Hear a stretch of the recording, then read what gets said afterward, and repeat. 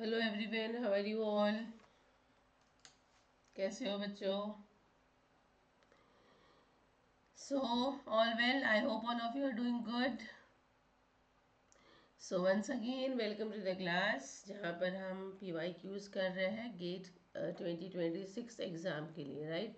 तो आज हम लोग जो बच्चों ने गेट ई वाई को ऑप्ट किया है ना, और उसकी प्रिपरेशन कर रहे हैं, तो डेफिनेटली हम आज इकोलॉजी और इवोल्यूशन से कुछ क्वेश्चंस करने वाले हैं. ये सेशन ना ही सिर्फ गेट ई वाई के लिए ही है, ऐसा नहीं है, बट हाँ, क्योंकि इकोलॉजी इवोल्यूशन ये जो टॉपिक्स है ये आपको बॉटनी में, आपको जोलॉजी वाला पेपर है, उस आपका बायोकेम वाला पेपर है, सभी में आपको ये यूज होता है, सभी में यहाँ से क्वेश्चंस आते हैं. So definitely this is useful for everyone who are going to give the GATE exam, right? Excel है, ईवा है, बीटी है, so be there students. And yes, share the link as much as possible ताकि सारे बच्चे इसका फ़ायदा ले सके. Yes, and do like the session. तो चलो शुरू करते हैं स्टूडेंट्स आज का क्लास. तो पहला क्वेश्चंस, आज जो हम क्वेश्चंस कर रहे हैं स्टूडेंट्स, ये आपको जो 2 मार्क के क्वेश्चंस आते हैं इकोलॉजी वाले पेपर में, वो सारे क्वेश्चंस हैं, ठीक है? तो देखिए पहला क्वेश्चन क्या है. The first question is, certain plants and animals rely on toxins such as cardiac glycosides for self-defense. Digitoxin and bufalin, structurally similar toxins produced by foxglove plants and buffonatodes respectively, are one such example. Which one of the following statement about this toxin is correct? क्या पूछा है बच्चों उसने? कि उन्होंने कहा है कि जो कुछ प्लांट्स और कुछ एनिमल्स टॉक्सिन्स पे रिलाय करते हैं, जैसे कि कार्डियक ग्लाइकोसाइड्स, किस लिए? अपने आप के डिफेंस के लिए, इजंट इट? सेल्फ डिफेंस के लिए. उसमें से एक है डिजिटॉक्सिन, जो कि प्रोड्यूस्ड होता है, करता है फॉक्सग्लोव प्लांट, और बिफेलिन को प्रोड्यूस करता है बिफिनोइटोड्स. ये उन्होंने एक एग्जाम्पल दिया है, तो हमको बताना है कि टॉक्सिन के रिलेटेड कौन सा स्टेटमेंट सही है. डिजिटॉक्सिन कौन प्रोड्यूस कर रहा है बेटा? प्लांट. और बिफैलिन कौन प्रोड्यूस कर रहा है बताए? टोड. Got it? ये देखो यहीं पे आपको पकड़ना था. अब ऑप्शन देखिए. They are structural and functional analog, they are structural and functional homolog, they are structural analogs and functional homologs, या फिर they are structural homologs and functional analogs. क्या आएगा बच्चों? अब सबसे पहला कि होमोलॉग क्या है और एनालॉग क्या है ना? ये दोनों क्या है? होमोलॉग्स हैं, हमको पता है कि स्ट्रक्चर कैसे हो गए? सिमिलर स्ट्रक्चर हो गए, इजंट इट? सिमिलर फंक्शन हम बोल सकेंगे, which is arriving with shared ancestry, यानी एंसेस्ट्री शेयर्ड रहेगी. जबकि एनालॉग्स कहा तो सिमिलर फंक्शन और इंडिपेंडेंटली जो अराइज हुआ है उसको हम लेंगे, इजंट इट? तो यदि मैं सिमिलर स्ट्रक्चर बोल रही हूँ तो यहाँ पर आप देख सकते हो कि दोनों क्या है? दोनों कार्डियक ग्लाइकोसाइड है. यस और नो? फंक्शनल फंक्शन क्या इनके सेम है क्या? यस, फंक्शन भी दोनों का सेम है, सेल्फ डिफेंस में काम आ रहे हैं, दोनों के दोनों टॉक्सिन है, दोनों के दोनों कार्डियक ग्लाइकोसाइड्स है. लेकिन प्रोड्यूस कैसे हुए? एक आपका प्लांट है और एक आपका टोड है, दैट इज एनिमल है. M I right? तो क्या हो गया? ये होमोलॉग हो जाएगा कि एनालॉग हो जाएंगे स्टूडेंट्स? डेफिनेटली ये हमारे एनालॉग्स हो जाएंगे, होमोलॉग्स नहीं रहेंगे, क्योंकि होमोलॉग्स में एंसेस्टर शेयर्ड रहेगा, same similar from same we can get. But हाँ, एनालॉग्स में independently it would be there. तो they are structural and functional analogs, हम बोल सकते हैं कि नहीं बोल सकते? यस और नो? तो आपका करेक्ट आंसर यहाँ पर क्या आएगा? आपका करेक्ट आंसर आएगा option number A for this thing. Yes, is this much clear students कि हम एनालॉग्स क्यों बोलेंगे? Right. Now moving for the next question. A behavioral ecologist records the number of times a kingfisher succeeds in catching fish over multiple 5 minutes interval. बहुत सारे 5-5 minute के intervals में एक ecologist है जो कि ये नोट कर रहा है कि कितना नंबर ऑफ टाइम एक किंगफिशर ने यूज किया जो कैच करने के लिए किसको? Fish. Which one of the following distribution best describe the data? Chi squared, normal, Poisson method या फिर स्टूडेंट्स टी मेथड। अब ये मेथड्स क्या है, क्या आप लोगों ने पढ़ा हुआ है? यदि मैं काय स्क्वायर मेथड की बात करती हूँ, काय स्क्वायर मेथड हम कब यूज़ करते हैं? हम जब कहते हैं कि जब हम लेबोरेटरी में कुछ काम कर रहे हैं, isn't it?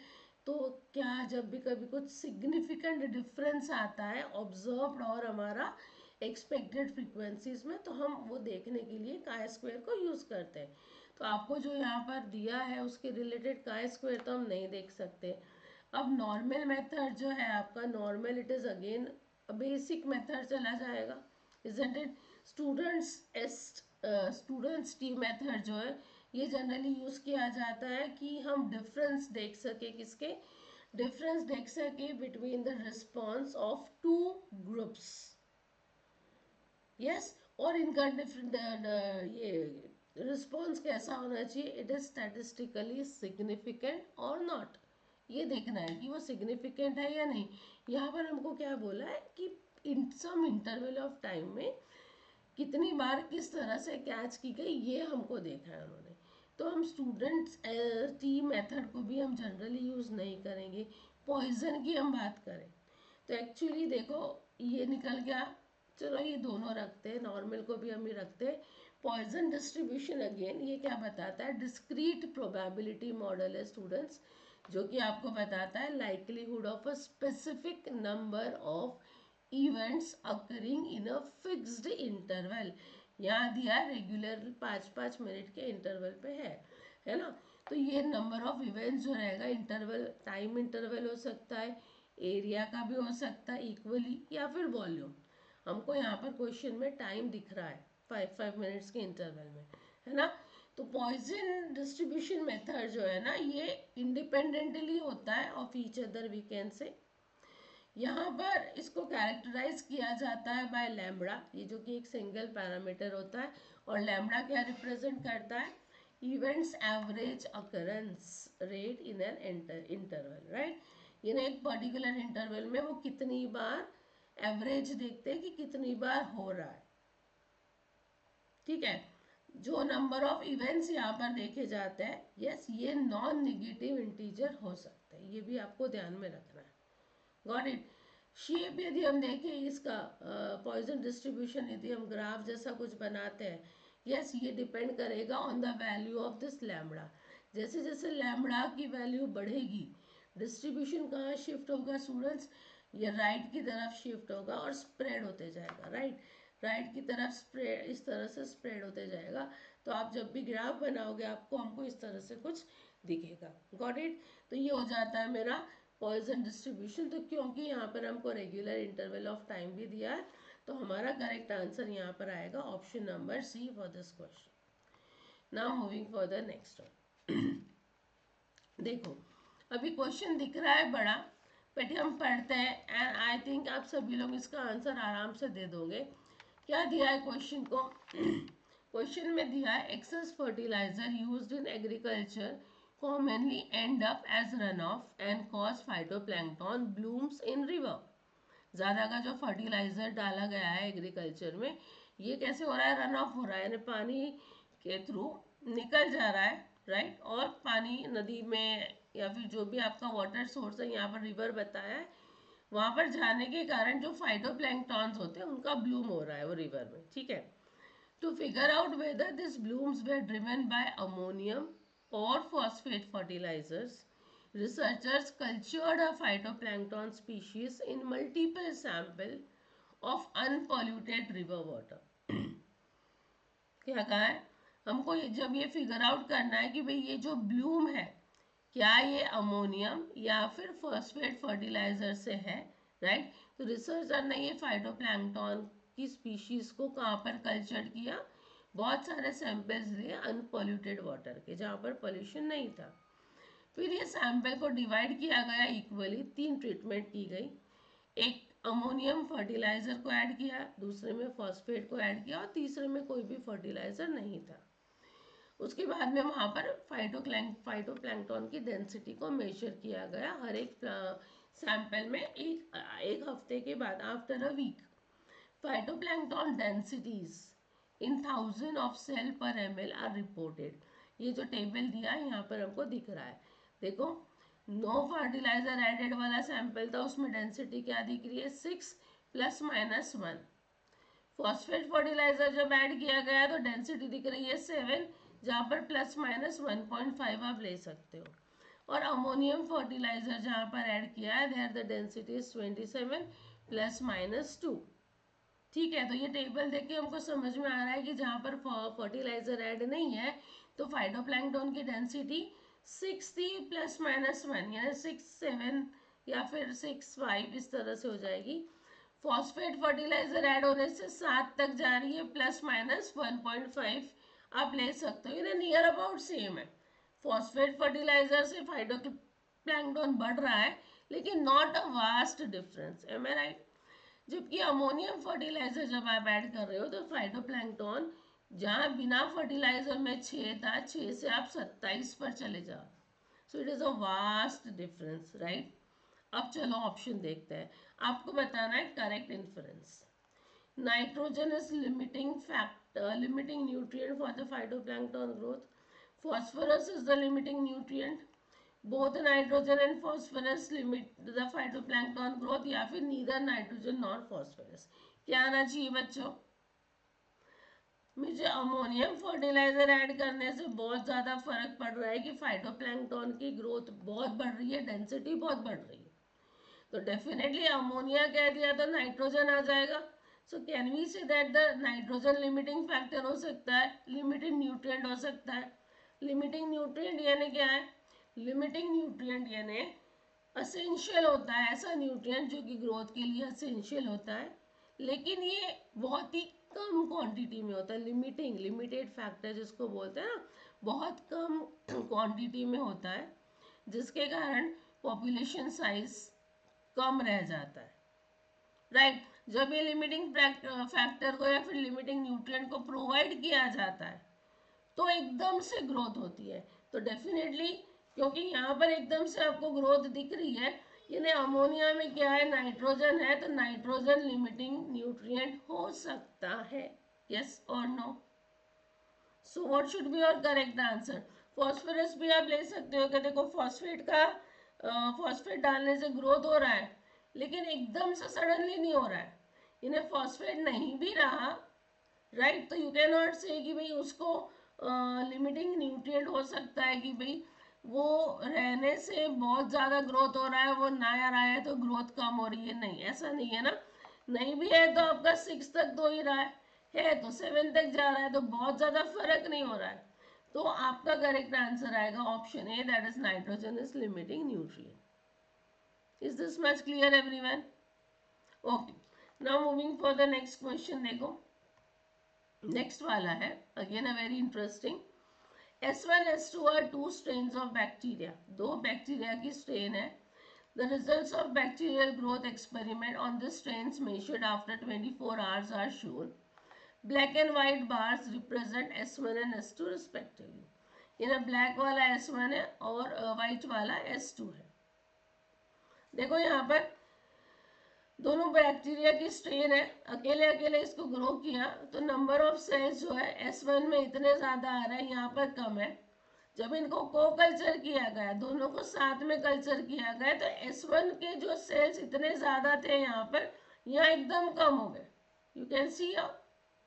और इसके बढ़ गए, इसके कम थे लेकिन इसके बढ़ गए। ये कब हुआ? जब इनका को कल्चर किया गया, साथ में उनको कल्चर किया गया। आपको बताना है बेस्ट डिस्क्राइब इंटरैक्शन।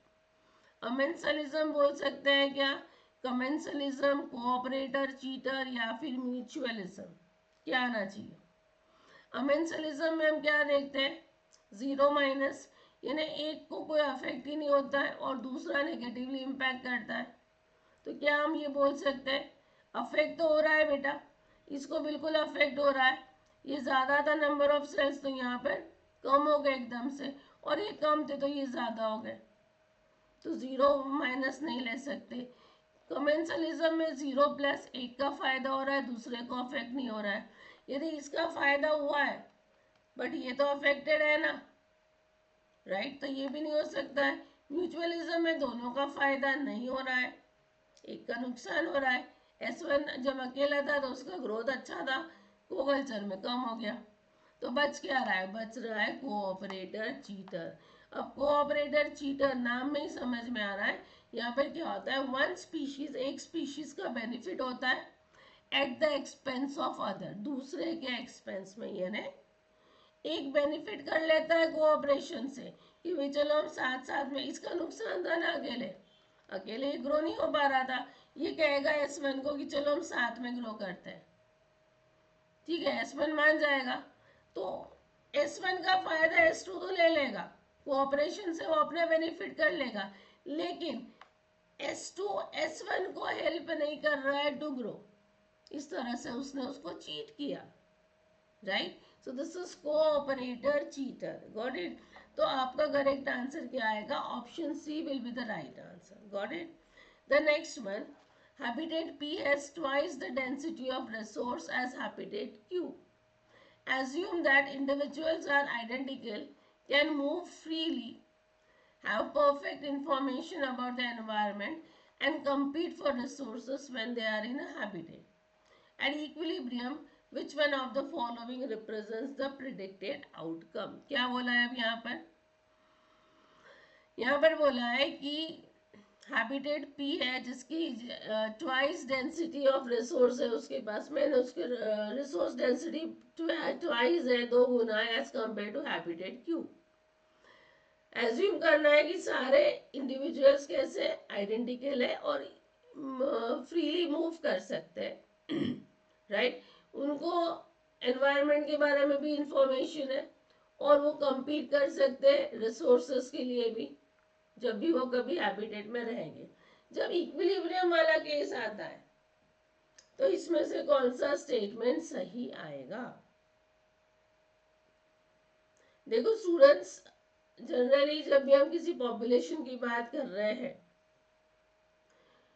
तो जब पॉपुलेशन बढ़ता है किसी जगह पर, है ना, डेंसिटी जब बढ़ती है एक्चुअली, तो क्या होता है, प्रॉफिटेबिलिटी या फिर इंडिविजुअल जो रहता है, इट विल ऑल्सो स्टेबिलाइज हो जाएगा, प्रॉफिट बढ़ेगा यहाँ पर, राइट। तो उसके कारण क्या होता है, इक्वल प्रॉफिटेबिलिटी आ जाती है between an habitat at equilibrium. Then अब आप बोलोगे कि मैम आपका पॉपुलेशन बढ़ा तो प्रॉफिटेबिलिटी बढ़ेगी, लेकिन बाद में हम कैसे बोल सकते हैं कि वो इक्विलिब्रियम में आ जाएगा? देखो जैसे जैसे पॉपुलेशन बढ़ता है, डेंसिटी बढ़ती है, डेफिनेटली प्रॉफिटेबिलिटी बढ़ेगी, लेकिन जब ये पॉपुलेशन एक पर्टिकुलर इक्विलिब्रियम पे आ जाता है कि जहां पर वो उसका बढ़ना कम होने लगता है या फिर स्टॉप हो जाता है, वीकेंड से इक्विलिब्रियम पहुंच जाता है, तो प्रॉफिटेबिलिटी या फिर इंडिविजुअल जो होता है वो क्या हो जाता है, वो कम होने लगता है, डिक्रीज होता है। क्यों? क्योंकि अब कंपटीशन स्टार्ट होने लगता है वहां, राइट। इक्विलिब्रियम के समय में क्या हो जाता है, जो एनर्जी गेन की हुई होती है, एनर्जी जो मिलती है उसको रिसोर्स को कंज्यूम करने के कारण, वो बैलेंस हो जाती है, किससे? कॉस्ट ऑफ फाइंडिंग और कंज्यूमिंग, वो रिसोर्स को ढूंढने में और बाद में उसको कंज्यूम करने में। इस तरह से उसको जो नेट प्रॉफिट होता है ना, वो धीरे धीरे कैसा हो जाता है, जीरो होने लगता है। समझ में आ रहा है? तो इसीलिए हम कहते हैं कि इक्विलिब्रियम में इस तरह से चीजें होती है। तो चलो अभी ऑप्शंस देखते हैं। The number of individual present and profitability per individual will be higher in P than in Q. क्या ये सही है? ये सही तो है पहले स्टेटमेंट के हिसाब से, लेकिन हमको आंसर किसके रिलेटेड देना है? हमको आंसर देना है कि एट इक्विलिब्रियम क्या होगा। ये वाला स्टेटमेंट इसके हिसाब से सही है कि P में पॉपुलेशन डेंसिटी ज्यादा है, तो पॉपुलेशन डेंसिटी ज्यादा है तो प्रॉफिटेबिलिटी पर इंडिविजुअल भी ज्यादा होगी, लेकिन ये नॉर्मल केस में, राइट, ना कि इक्विलिब्रियम के समय में, ठीक है। तो ये तो नहीं रहेगा। The number of individual present and profitability पर individual will be same in P and in Q, क्या ये सही हो सकता है? या फिर the number of individual present will be higher in P than in Q and the profitability per individual will be same in P and in Q. देखो यहाँ बोल रहा है नंबर ऑफ इंडिविजुअल प्रेजेंट और प्रॉफिटेबिलिटी दोनों same होगा। Number of individual present same नहीं होगा, number of individual present definitely ज्यादा है पी में एज कंपेयर टू क्यू। तो बी गलत हो गया। यहाँ पर वो बोल रहा है कि ये ज्यादा, ये बिल्कुल बराबर है, और बाद में बोल रहा है प्रॉफिटेबिलिटी पर individual will be same in P and Q. Number of individual ज्यादा है पी में, लेकिन प्रॉफिटेबिलिटी सेम हो जाएगी। क्या ये सही हो सकता है? या फिर लास्ट है the number of individual present will be higher in Q. ये तो गलत है। तो बिल्कुल आपका आंसर सी सही होगा, क्योंकि बेटा इंडिविजुअल्स जो है वो ज्यादा है। ज्यादा होने के कारण क्या होगा, एक समय तक सारी चीजें बढ़ेगी, लेकिन जैसे इक्विलिब्रियम आएगा तो वहां पर क्या हो जाएगा, जैसे कि हमने कहा कि जो आपका एनर्जी मिली है उसको रिसोर्स से, वो धीरे धीरे उसको फाइंडिंग, क्योंकि कंपटीशन बढ़ेगा तो अभी उसको फाइंड करना पड़ेगा रिसोर्स को, है ना।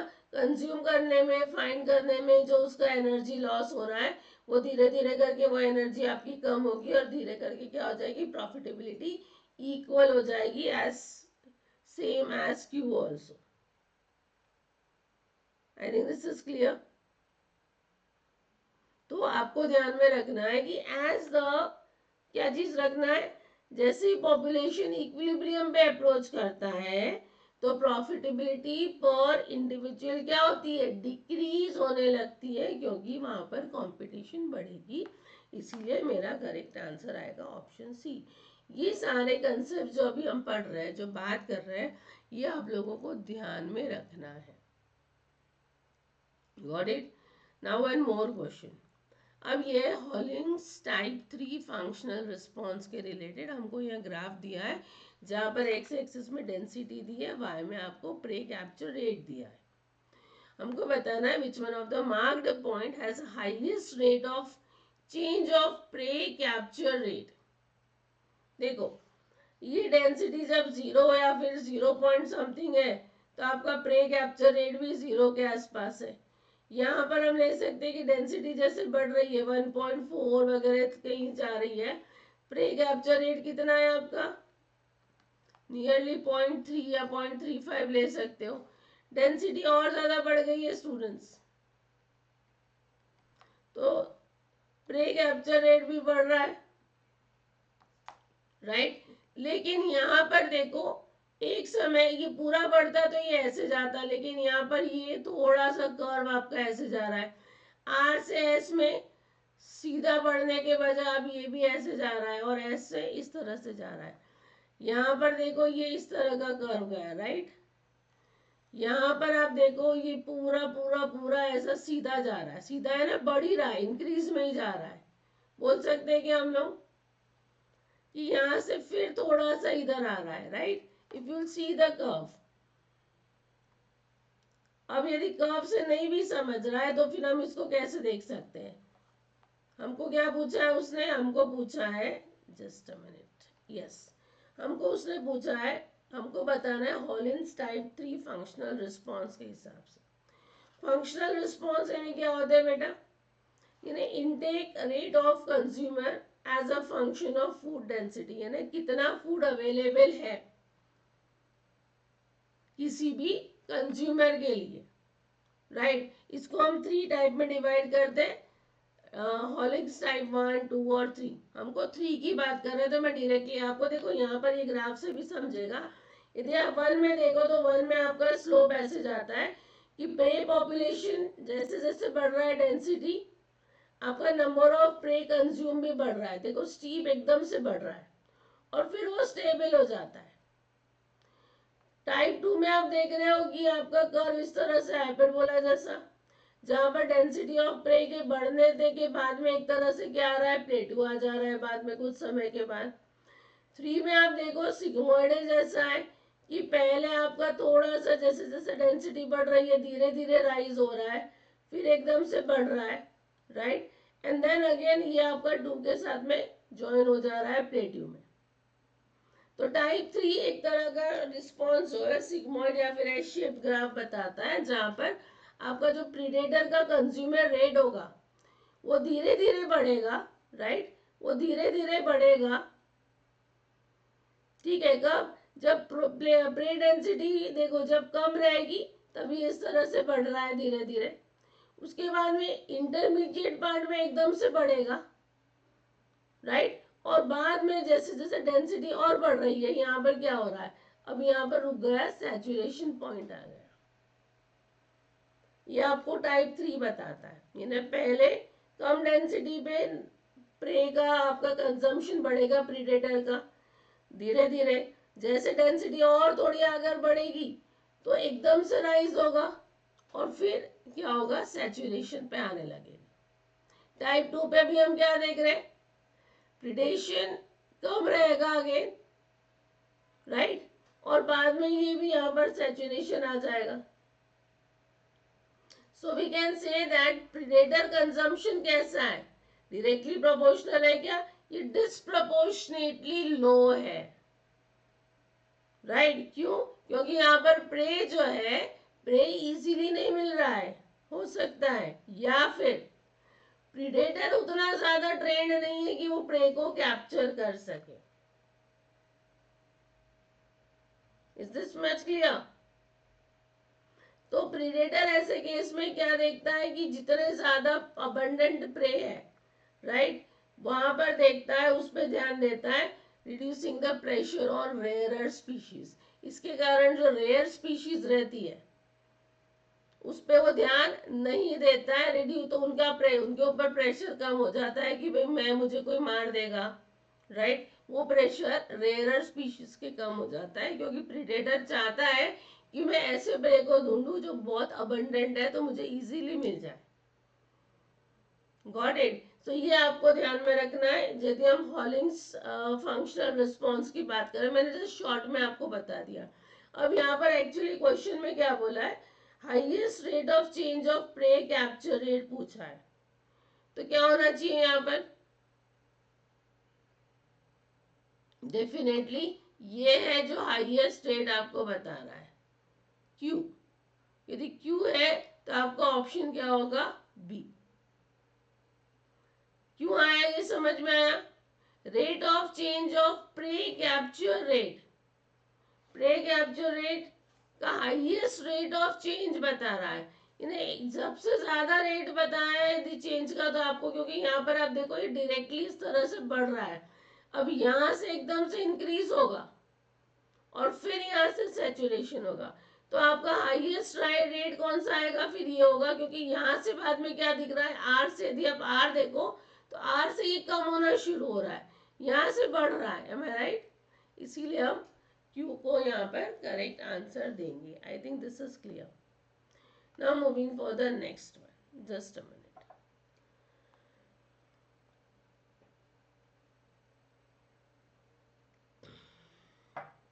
यस, अब क्वेश्चन क्या है, the Batman gradient is a popular explanation for why the strength of sexual selection is typically stronger on males than on females.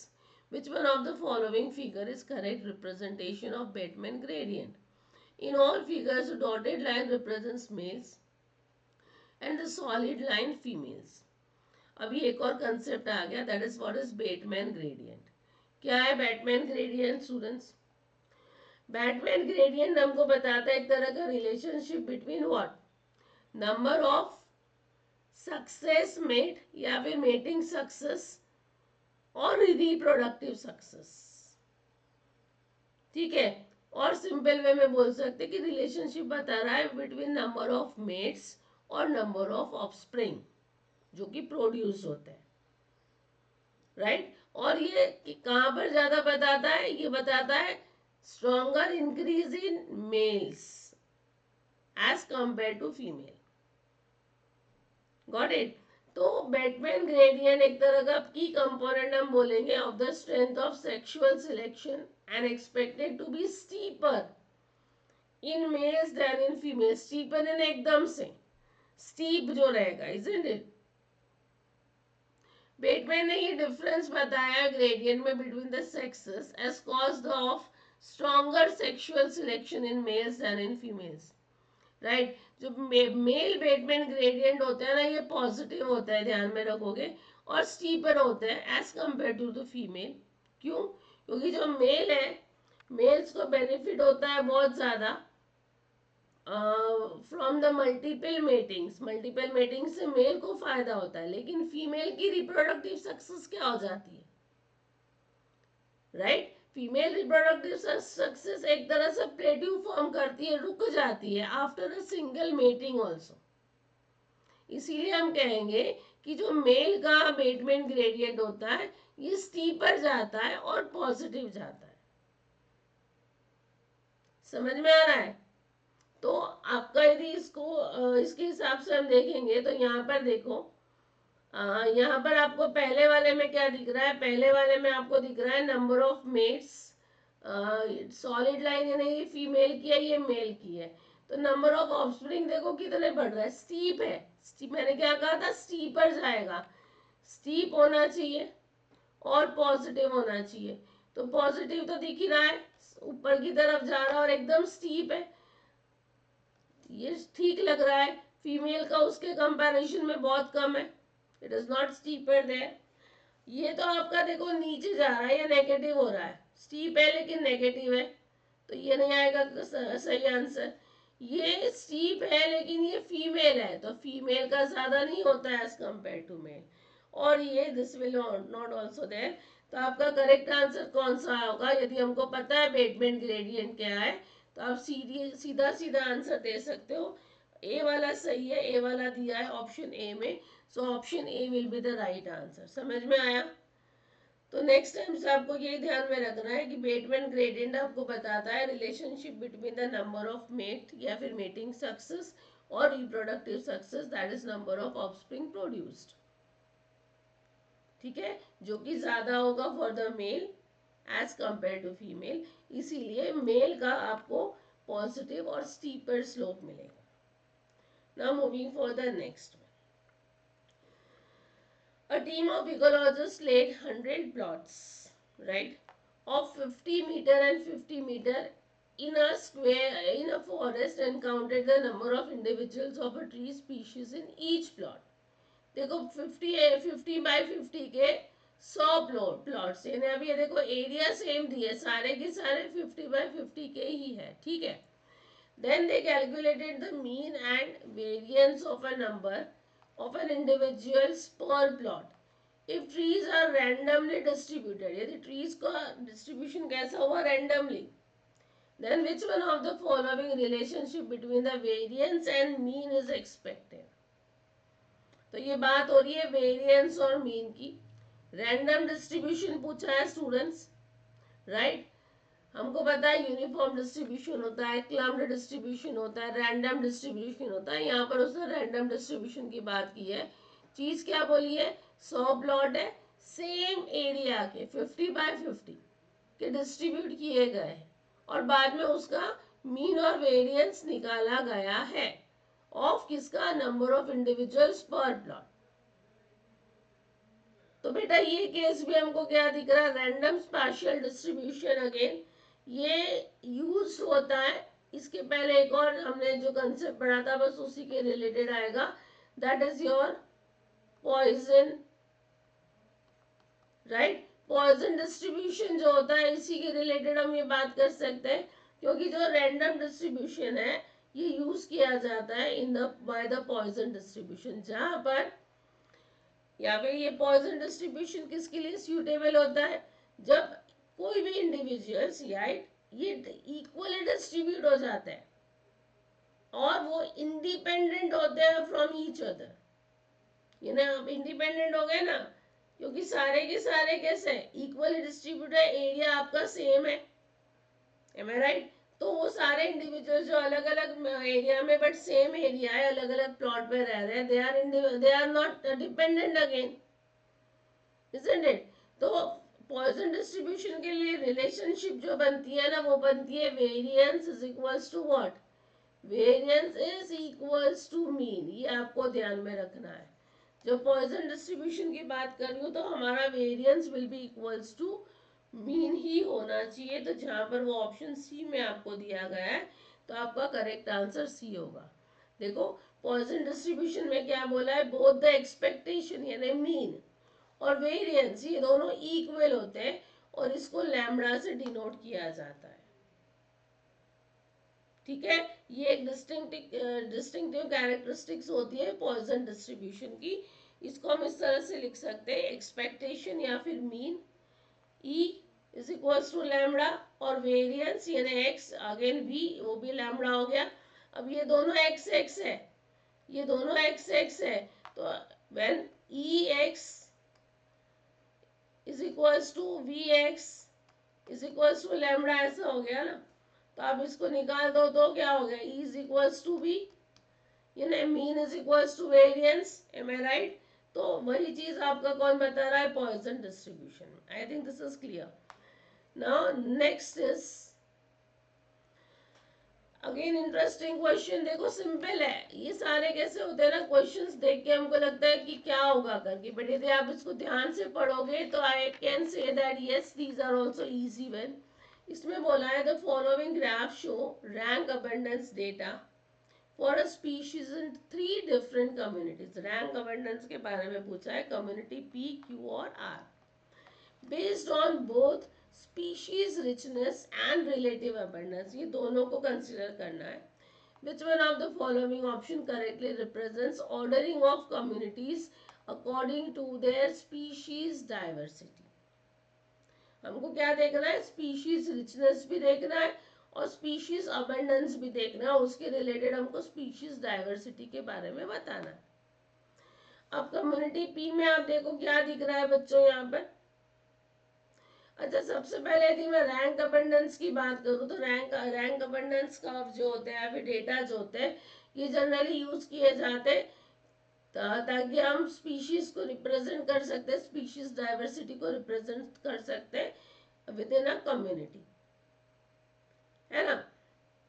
यहाँ पर यदि हम ग्राफ बनाते हैं तो जो स्लोप होता है, स्लोप और कर्व का पोजीशन जो होता है, ये हमको बताता है कि भाई स्पीशीज रिचनेस क्या होगी, यानी number of species, species richness यानी नंबर ऑफ स्पीशीज, और इवननेस यानी उस स्पीशीज का डिस्ट्रीब्यूशन किस तरीका है, या कोई स्पीशीज बहुत ज्यादा है, एक बहुत कम है।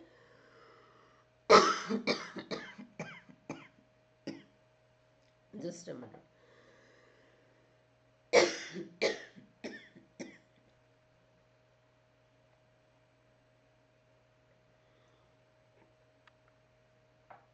एक स्पीशीज बहुत ज्यादा है, दूसरी बहुत कम है, तो हम बोल सकते हैं कि जो ज्यादा है वो डोमिनेंट होगी, है ना। तो अबंडेंस हम इस तरह से देखते हैं, अकॉर्डिंगली स्पीशीज डाइवर्सिटी बताई जाती है।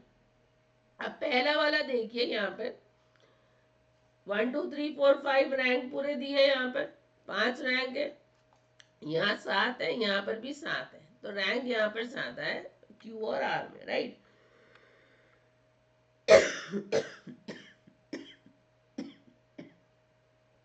ओके, इसके बाद में और क्या दिख समझ में आ रहा है।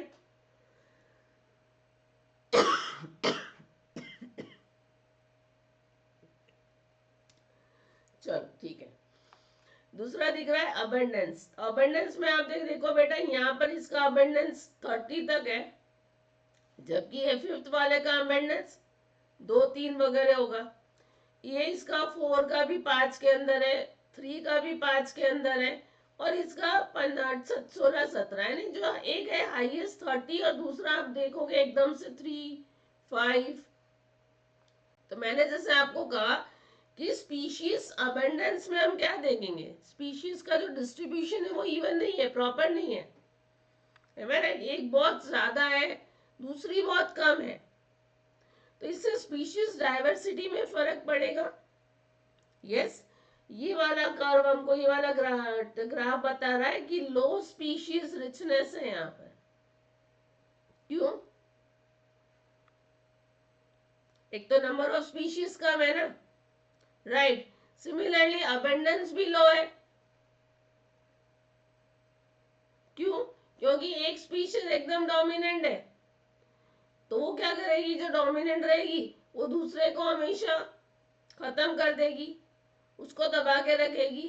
तो लो स्पीशीज इवननेस भी रहेगी। यस, स्पीशीज इवननेस भी क्या है, स्पीशीज इवननेस भी कम है, स्पीशीज रिचनेस भी कम है। तो डाइवर्सिटी भी यहाँ पर फिर कम होनी चाहिए। क्यू में आप देखोगे रैंक तो है दोनों में, राइट, तो स्पीशीज रिचनेस है हम बोल सकते हैं। व्हाट अबाउट अबंडेंस, ये आपका 14 के करीब है, ये आपका 12-13 होगा, ये आपका 8-9 है, ये भी सेम है, फिर ये आपका 6 होगा, है ना, और ये भी सेम है। तो काफी कुछ हम कहेंगे कि ऐसा नहीं कि एक बहुत डोमिनेंट है और एक बहुत कम है, ऐसा, यस। तो नियर अबाउट एवरेज में हम ले सकते हैं कि हाँ इवननेस भी जो है वो थोड़ी बहुत है ना, evenly distributed as compare to Q, तो ये काफी एज कंपेयर टू पी तो ये काफी अच्छा है। आर में आप देखो बेटा, रैंक यहाँ पर भी 7 है, यानी आपका रिचनेस यहाँ पर भी है, और डिस्ट्रीब्यूशन देखो कितना इवन है, सारी की सारी स्पीशीज सेम अबंडेंस में है। तो बेटा ये हम बोल सकते हैं कि इवननेस बहुत ही गुड है, राइट, इवनली डिस्ट्रीब्यूटेड है, तो स्पीशीज अबंडेंस भी ज्यादा हो जाएगा, राइट, स्पीशीज रिचनेस भी है, तो डाइवर्सिटी इसकी कैसी होगी, इसकी डाइवर्सिटी हाईएस्ट होनी चाहिए, है ना, इसकी डाइवर्सिटी हाईएस्ट होनी चाहिए। तो यहाँ पर ये वाला ऑप्शन आ सकता है और ये आ सकता है, इन दोनों को क्रॉस कर दो।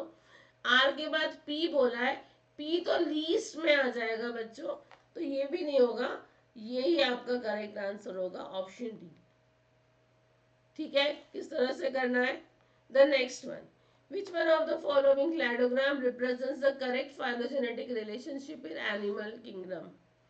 ह्यूमन फिश को एक साथ दिया है, फ्रूट फ्लाई नेमेटोड उसके बाद में, और हाइड्रा एकदम बाहर है, राइट, यहाँ पर भी हाइड्रा है, यहाँ पर निमेटोड है, यहाँ पर हाइड्रा। आई थिंक यदि हम इस तरह से देखें तो सी वाले को तो मैं क्रॉस कर दूं, क्यों, फाइलोजेनेटिक रिलेशनशिप के हिसाब से बताया है, राइट। तो हाइड्रा, या फिर हम कहेंगे कि जब हम एनिमल क्लासिफिकेशन देखते हैं, हम पॉलीफेरा में आप स्पॉन्जेस ले रहे हो, अर्लीस्ट ब्रांचिंग ग्रुप, जहाँ पर ट्रू टिश्यूज सिमेट्री ये लैक करेगी। उसके बाद में आप आते हैं, हम लोग किस में आते हैं, ये देखो, यहाँ पर हम यदि लेते हैं बेटा, तो ये आपका पॉलीफेरा में आ रहा है, पैराजोआ, यानी आपका सिमेट्री वगैरह कुछ भी नहीं है, राइट। फिर निडेरिया और टेनोफोरा जो है, यहाँ पर आपका सिमेट्री आ रही है, रेडियल सिमेट्री, राइट। तो वहां पर आपको हाइड्रा दिया गया है, रेडियल डिप्लोब्लास्टिक होते हैं यहाँ पर, राइट, जहाँ पर आप, सॉरी डिप्लोब्लास्टिक ने, यदि मैं रेडियल सिमेट्री की बात कर रही तो निडेरिया नेटोफेरा रेडियल डिप्लोब्लास्टिक हो गया, इतना ध्यान में रखना है। उसके बाद में आता है प्रोटोस्टोम और ड्यूट्रोस्टोम, या फिर सिमेट्री देखो तो बायलेटरल सिमेट्री, जहां पर सीलोम आ गया, कुछ पहले सीलोमेट्स होते हैं, then pseudo and then coelomate. तो ये सीलोमेट बायलेटरल सिमेट्री वाले कौन से है बेटा, प्लेथिलमेंथिस, नेमैटियंस, देन स्यूडो सीलोमेट्स में आप निमेटोडा, रोटिफेरा, राइट, देन आप सीलोमेट्स में ये सारे आ जा रहे, और ड्यूट्रोस्टोम प्रोटोस्टोम करेंगे तो अगेन ड्यूट्रोस्टोम में आप इकाइनो हेमिकॉर्डेटा कॉर्डेटा आ जाएगा। यदि इतना हमको पता है तो क्या अभी मैं यहाँ पर ये बता सकती हूँ हाइड्रा को बाहर दिया है यहाँ पर, तो ये बिल्कुल सही है, तो सी वाला ऑप्शन निकल जाएगा। अब लास्ट में ह्यूमन के साथ में फिश दिया है, ह्यूमन के साथ फिश है, अच्छा सभी में वो है, तो ये तो ठीक है। दूसरे में ये तो गया था, ये तो क्रॉस ही हुआ है। यहाँ पर फिर निमेटोड दिया है, then fruit fly is there, बेटा फ्रूट फ्लाई अगेन क्या आ जाएगा, arthropoda, may be diptera order, right, diptera order में क्लास इंसेक्टा में आता है, तो क्या ये फिश के ज्यादा करीब होगा, क्या हम बोल सकते हैं, या फिर निमेटोड आएगा, डेफिनेटली निमेटोड पहले नहीं आएगा, निमेटोड बाद में आएगा, यस और नो। तो ह्यूमंस क्लोजली रिलेटेड है फिश से और फ्रूट फ्लाई से, क्योंकि ये क्या है, ये वर्टिब्रेट्स में आते हैं। उसके बाद आपका निमेटोड आएगा, जो कि फ्रूट फ्लाई के साथ में आप ले सकते हो उसको, right, and then we can go for this hydra. तो आपका करेक्ट आंसर कौन सा आएगा, option A will be the right answer. इसी तरह से आपको जब भी फाइलोजेनेटिक के क्वेश्चंस आते हैं, आपको इसी तरह से आंसर को देना है। The next one, Beta diversity quantifies the difference in species composition between two ecological communities. Which one of the following statement is correct about beta diversity? देखो हमारे पास डाइवर्सिटी में अल्फा, बीटा और गामा ये तीनों देखते हैं, राइट। अल्फा डाइवर्सिटी का तो एक तरह से हम कहते हैं कि विद इन हैबिटेट की जो डाइवर्सिटी है ना, एक सिमिलर होमोलोगस हैबिटेट के अंदर जो डाइवर्सिटी होती है वो। बीटा डाइवर्सिटी को हम बोलते हैं between the habitats, between the habitats, दो हैबिटेट्स के बीच की जो डेंसिटी रहती है। और गामा मैंने कहा तो वो ओवरऑल डेंसिटी की हम बात करते हैं जिसमें सारा आ जाता है, राइट। तो बीटा डाइवर्सिटी स्टूडेंट्स एक तरह से एक्सप्रेस करता है डिफरेंस या फिर टर्नओवर नंबर इन स्पीशीज, एक हैबिटेट से दूसरे हैबिटेट, ठीक है। तो टर्नओवर नंबर या फिर टर्नओवर ऑफ स्पीशीज जो है ये की फैक्टर है बीटा डाइवर्सिटी का, ये तो फॉर श्योर आपको ध्यान में रखना है। बीटा को हमको फाइंड भी करना है तो हमको फॉर्मूला पता है gamma by alpha, am I right. तो यहाँ पर हमको क्वेश्चन में देखो नेस्टेडनेस और टर्नओवर ये दो चीज पे पॉइंट पे देना है कि करेक्ट कौन सा है। जैसे मैंने कहा कि टर्नओवर कहा तो टर्नओवर में हम क्या देखते हैं, ध्यान में रखो जब हम टर्नओवर स्पीशीज की बात करते हैं हम यहाँ पर देखते हैं कि हम बात कर रहे हैं रिप्लेसमेंट किसकी, replacement of species between what,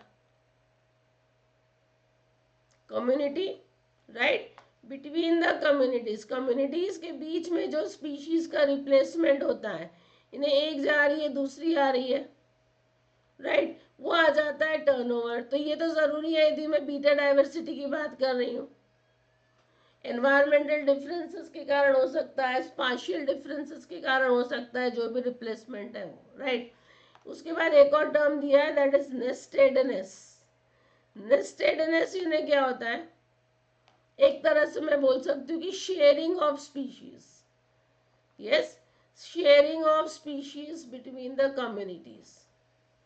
अब शेयरिंग कैसे, जैसे फॉर एग्जांपल कोई कुछ स्पीशीज है जो लो स्पीशीज रिचनेस वाली जो स्पीशीज है वो एक हाई स्पीशीज रिचनेस वाला जो सेट है उसके साथ में रह रही है, यानी वो सबसेट बन के रह रही है, जिसके कारण क्या हो जाएगा, वहां का हैबिटेट लॉस होगा, फ्रेगमेंटेशन होने लगेगा। क्यों, क्योंकि ये लो रिचनेस वाली स्पीशीज है जो कि साथ में रह रही है विद द हाई। तो नेस्टेडनेस भी स्टूडेंट्स बीटा डाइवर्सिटी में हम काउंट कर सकते हैं, और टर्नओवर भी। तो यदि मैं ऐसे तरह से ऑप्शन देखूं तो only nestedness affects the beta diversity, only only only वाले वैसे में भी आपको ध्यान देना पड़ता है। यहाँ बोथ है या नीदर है, नीदर भी नहीं रहेगा क्योंकि हमको पता है टर्नओवर तो बिल्कुल पक्का है, रिप्लेसमेंट, राइट, और sharing of the species between the communities and nestedness भी आपको जरूरी है, जो कि अफेक्ट करेगी बीटा डाइवर्सिटी को। यदि आप शेयर कर रहे हो, राइट, यदि आप का जो सेट है उसके अंदर लो स्पीशीज रिचनेस वाले सबसेट स्पीशीज भी है, सबसेट बन के रह रही है, तो अगेन वहां की डाइवर्सिटी को वो अफेक्ट करेगी। Got it? So your correct answer is option C for this question. The next one. Which one or more of the following genes or marker is or are typically used for species identification?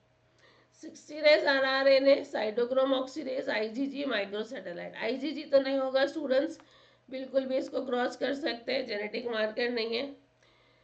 Microsatellite हम बोल सकते हैं कि it is nothing but DNA की short tandem repeats होती है, population genetics, individuals identification, इन सभी में ये काम आता है। लेकिन एग्जैक्टली यदि हम यहाँ पर मार्कर की बात करें तो हम इसको भी एकदम नहीं ले सकते, बट ये 16S RRNA it is a marker. ये जीन जो होता है ये कंजर्व्ड और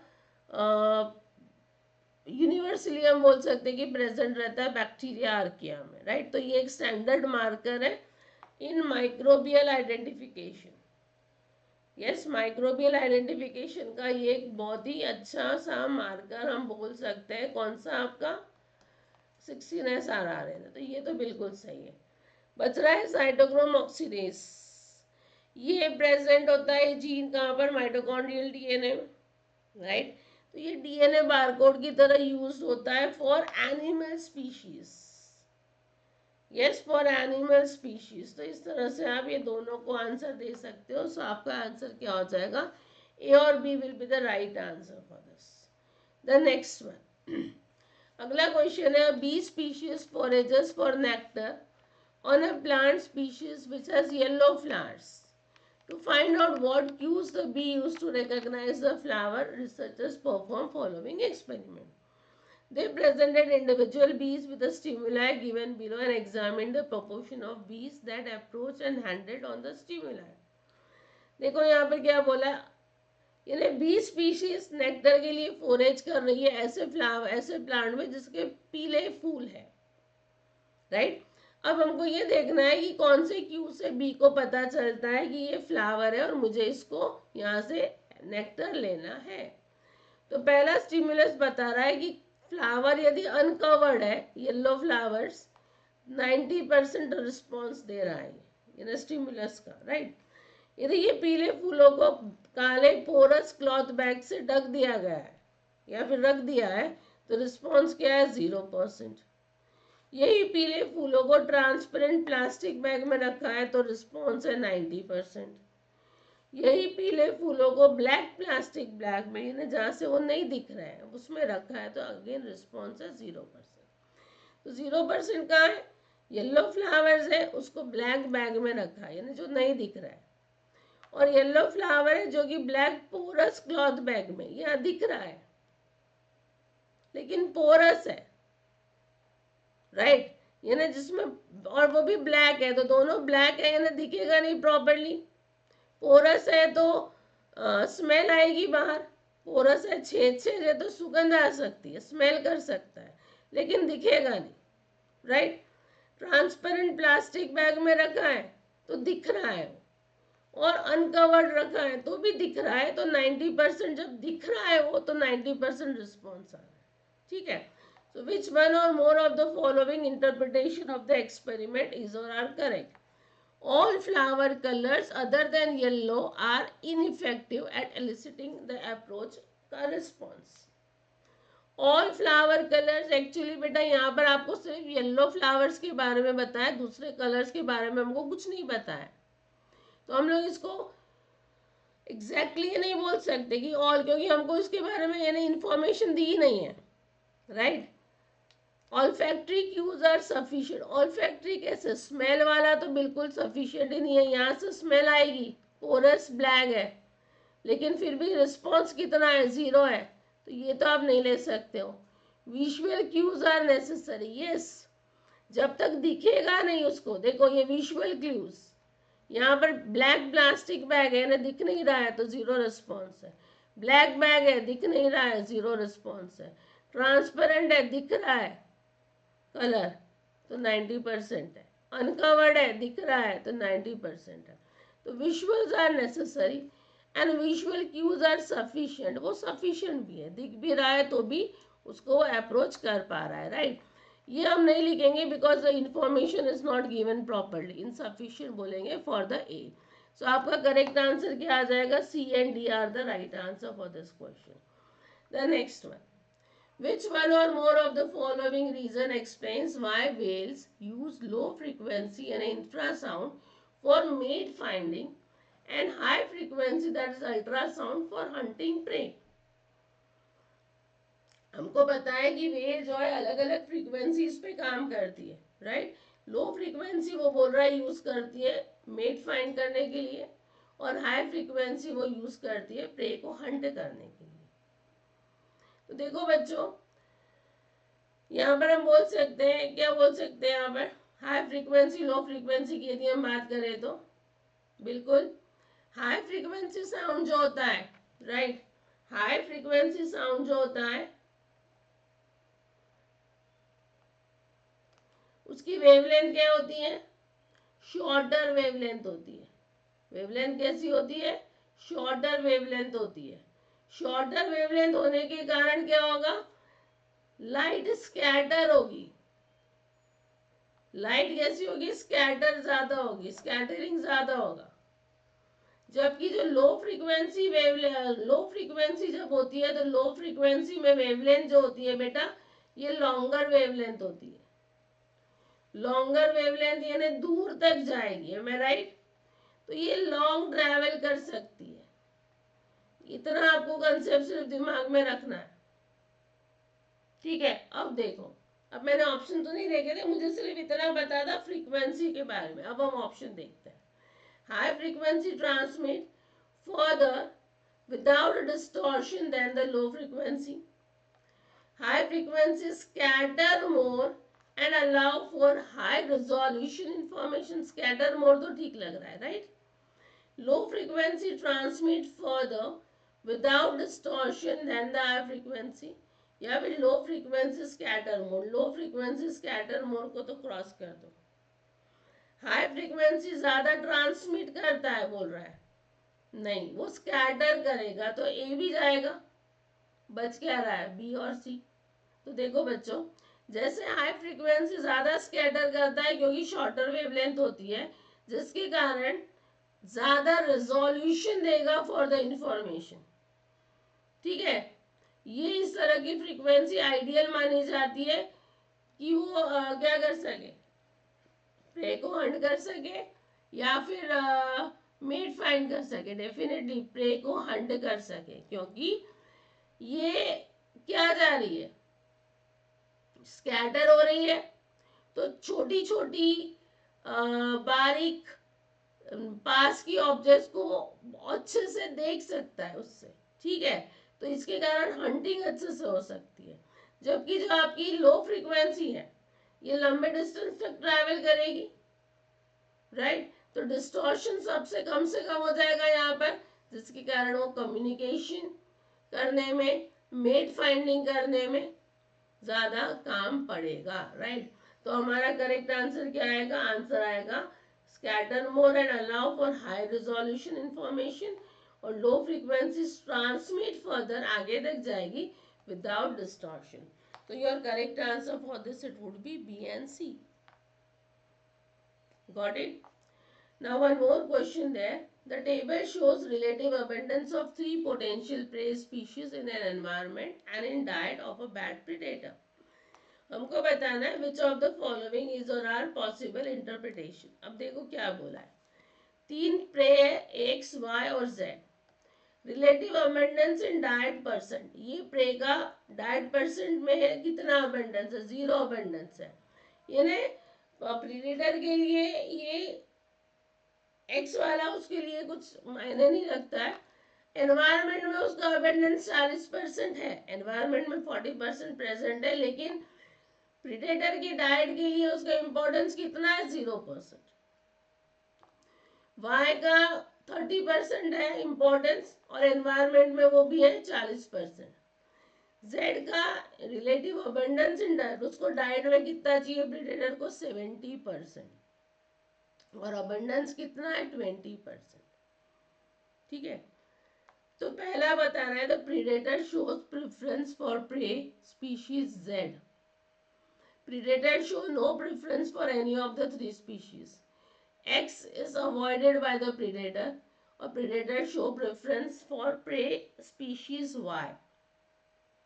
देखो, X जनरली हम बोल सकते हैं कि यहाँ पर प्रीडेटर की डाइट से वो एब्सेंट है, 0 है ना? ये प्रीडेटर इसको अवॉइड कर रहा है, डेफिनेटली उसको नहीं चाहिए, 40% है वो, लेकिन उसको नहीं चाहिए, तो ये तो सही आ जाएगा, species X is avoided. Y की बात करें तो इसका अबंडेंस काफी कुछ है, इन डाइट ऑल्सो 30% और एनवायरमेंट में 40%। तो हम बोलेंगे कि स्पीशीज वाई कंज्यूम की जा रही है प्रीडेटर से, प्रीडेटर कंज्यूम कर रहा है, और उसका जो अबंडेंस है एनवायरमेंट का, वो भी एक तरह से दोनों का प्रोपोर्शन है ना? जबकि मैं जेड की बात करूं तो जेड का डाइट में उसको अबंडेंस है 20%, लेकिन वो प्रीडेटर की डाइट 70% तक की रखती है। यानी प्रीडेटर इसको ज्यादा स्ट्रॉन्ग प्रेफरेंस करेगा, क्योंकि उसको 70% का फायदा हो रहा है यहाँ पर एज अ डाइट, जबकि वो अबेंडेंस उसका कितना है 20% ही, तो भी वो चाहेगा कि वो सारा के सारा मुझे मिल जाए, तो सबसे पहले प्रेफरेंस वो इसी को देगा, बाद में इसको देगा, और ये तो उसके लिए है ही नहीं, राइट। तो predator show preference for prey species Z भी सही आएगा, नो प्रेफरेंस हट जाएगा, preference for prey species Y, Z को पहले देगा बेटा, वाई उसका ज्यादा देगा उसको, लेकिन not as compare to Z, तो this will not be also the answer. तो आपका करेक्ट आंसर क्या आएगा, ए और C, A and C will be the right answer. I think this is clear students. तो ये हमने आज कुछ क्वेश्चंस किए from the ecology part only, right, oh very sorry, right. तो नेक्स्ट क्लास में कुछ और क्वेश्चंस करेंगे। आई थिंक आज जितना हमने क्वेश्चंस किए, जो कुछ नए कंसेप्ट यदि आपको लग रहे हैं हमने पढ़े और आपका वो कंसेप्ट पे रिविजन नहीं हुआ है, तो जस्ट जैसे कि मैं हमेशा कहती हूँ, क्लास के बाद में कॉपी खोलो, कंसेप्ट खोलो, एक बार जल्दी से रिवाइज कर लो, you never know the same concept can repeat in this exam also, right. तो जल्दी से उसको रिवाइज कर लीजिएगा बच्चों। I hope you like the session, like ज़रूर कर दीजिएगा एंड शेयर कीजिए लिंक को ज़्यादा से ज़्यादा। और हाँ, यदि आपने चैनल को सब्सक्राइब नहीं किया है तो प्लीज़ चैनल को भी सब्सक्राइब कर लीजिए, सो दैट आपको इस तरह के बहुत सारे वीडियोस आने वाले हैं, कुछ लाइव क्लासेस भी होंगी, ये सारे आप अटेंड कर सकोगे। ये तो हमारे क्वेश्चन प्रैक्टिस है, हम कुछ थियरी क्लासेस भी डेफिनेटली करने वाले, कंसेप्ट भी पढ़ने वाले। So please do subscribe the channel, right. So bye bye students, take care, अच्छे से पढ़ाई करो, revise perfectly, right. Till then see you very soon, till then all of you, bye bye, take care and have a good day. Bye students, bye.